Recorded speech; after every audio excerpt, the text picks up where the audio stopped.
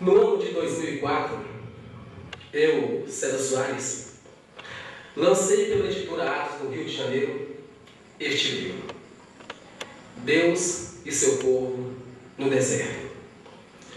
Tive a alegria de, nos dias que se seguiram, de conversar com muitas pessoas que leram este livro. Algumas falaram do encontro que tiveram com Deus a partir do momento que obtiveram o meu livro, Deus e seu povo no deserto. Pessoas que estavam passando pelos dramas, pelas piores dificuldades que a vida pode levar o ser humano a passar. Mas que, no entanto, encontraram conforto, esperança e paz ao ler este livro, Deus e seu povo no deserto. Um livro brilhante que apenas em 3 meses conseguimos vender 1000 exemplares. É um livro que fascina todos os leitores. Aqueles que querem ter um encontro pessoal com Deus sempre buscam palavras de vidas nas páginas desse livro, Deus e seu povo no deserto. Temas importantíssimos que nós abordamos neste livro. Agora recente, creio eu que inspirado pelo Espírito Santo de Deus, obtivemos então algumas ideias estas que nos levaram à manifestação de trazer este livro para um DVD. E aqui estamos. Acreditamos que é um projeto de Deus e ao mesmo tempo é também um sonho meu. Você que está me assistindo agora, atente porque Deus quer falar contigo. Aprenderemos durante estes minutos que iremos passar aqui, eu e você e eu, como andar com confiança e segurança pelos desertos da vida. Como atravessar os momentos de crises. Amigo, quando o dia está prestes a nascer no deserto, o dourado do sol desenha nos horizontes o contorno de uma terra silenciosa. A escuridão e o frio cortante da madrugada ergue as suas cortinas para que os olhos humanos contemplem um cenário que tudo é impressionante. As dunas gigantescas, os fortes ventos, as altas temperaturas do dia, 57 graus à sombra e não à sombra. Ao anoitecer, o calor desaparece rapidamente, desfazendo-se em um céu sem nuvens. Por ano não cai mais do que 250 milímetros de chuva. O único som que se ouve é dos fortes ventos, que são constantes no deserto. Você que está me ouvindo, espera ouvir a voz de Deus em um lugar assim? Você que está me ouvindo, espera encontrar-se com Deus em um lugar como o deserto? Já sabendo você que os desertos são sempre lugares difíceis de se viver. No entanto, algumas das mais fascinantes aventuras do homem com Deus aconteceram no deserto.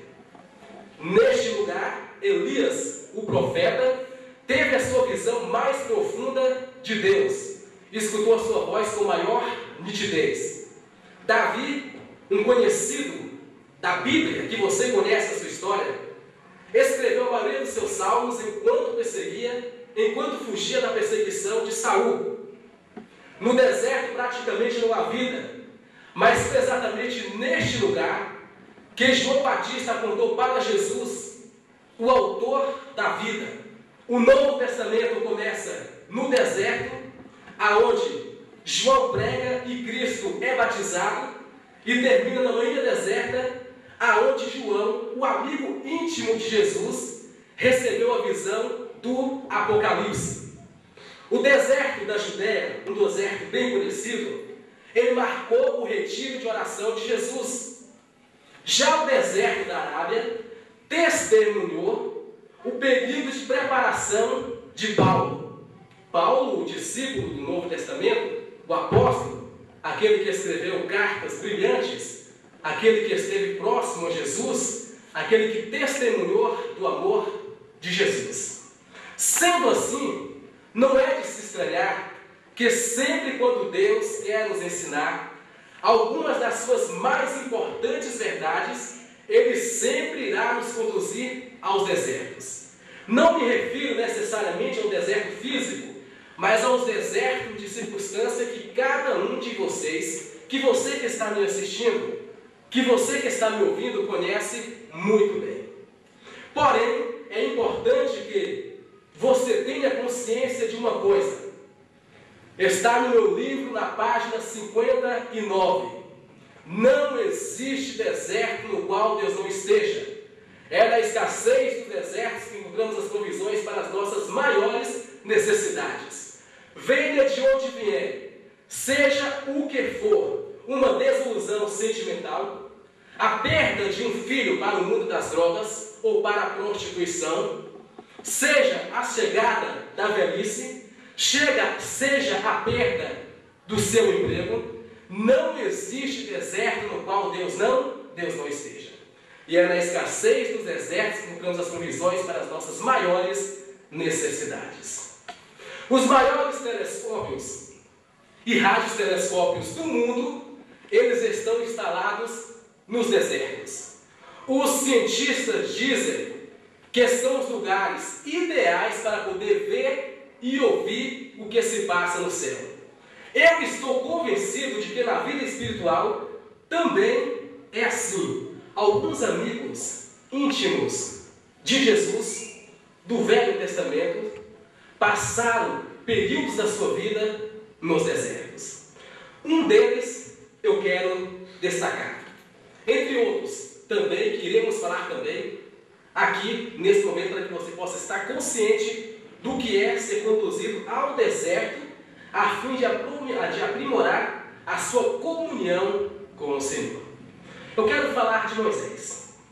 Moisés, ele conheceu na sua juventude todas as vantagens palaciais. Ele conheceu a grandeza do Egito. Ele era príncipe. A filha de Faraó cresce que a rainha Hatshepsut o havia adotado como filho. Moisés, então, ele viveu no esplendor do Egito. Ele conheceu os belíssimos templos. O Egito, na ocasião, era a nação mais poderosa, era a nação mais religiosa da época. No entanto, Moisés, ele era um homem vazio, ele era um homem grosso, ele era um homem que não podia ser usado por Deus na condição em que ele se encontrava. E Deus, tendo em mente, Deus tendo um sonho, tendo um projeto para a vida de Moisés, Deus então vai fazer algo espetacular na vida de Moisés. Um certo dia, dois egípcios estavam discutindo, que se envolveram numa briga, e a coisa começou a sair do controle. Moisés então, para poder defender o seu povo, no caso o hebreu, ele então partiu para a violência, e foi quando ele assassinou o egípcio. Naquele mesmo dia, Moisés teve que deixar o Egito. Já era um projeto de Deus. E Moisés, então, ele passou agora 40 anos no deserto de Midian, cuidando de ovelhas, para que ele pudesse tornar um homem apto a ser usado por Deus. Depois, então, de 40 anos que Moisés estivera no deserto, o deserto de Midian foi a escola de formação de Moisés. Depois desses 40 anos, algo impressionante acontece. No meio do nada, Moisés então olha e vê uma sarça. As sarças são os arbustos mais significantes do deserto. Lembremos, Moisés, ele conheceu todas as vantagens palaciais. Ele conheceu os belíssimos templos que havia no Egito. Mas, no entanto, Deus não estava lá. E naquela sarça insignificante no meio do nada, no meio do deserto, Moisés encontrou-se com o Senhor. E dali para frente, Moisés teria uma missão: Missão esta de libertar a nação de Israel. Missão de conduzir aquele povo até a terra prometida. Missão esta que Deus confiou a Moisés. De dar àquele povo, o povo de Israel, uma nova identidade. De dar àquele povo uma coleção de leis. E Moisés ele foi preparado para este momento. No entanto, o período de preparação de Moisés foi exatamente no deserto. E Deus então chama Moisés. Deus tem chamado você? Deus tem te conduzido ao deserto? Deus então chama Moisés e diz: olha Moisés,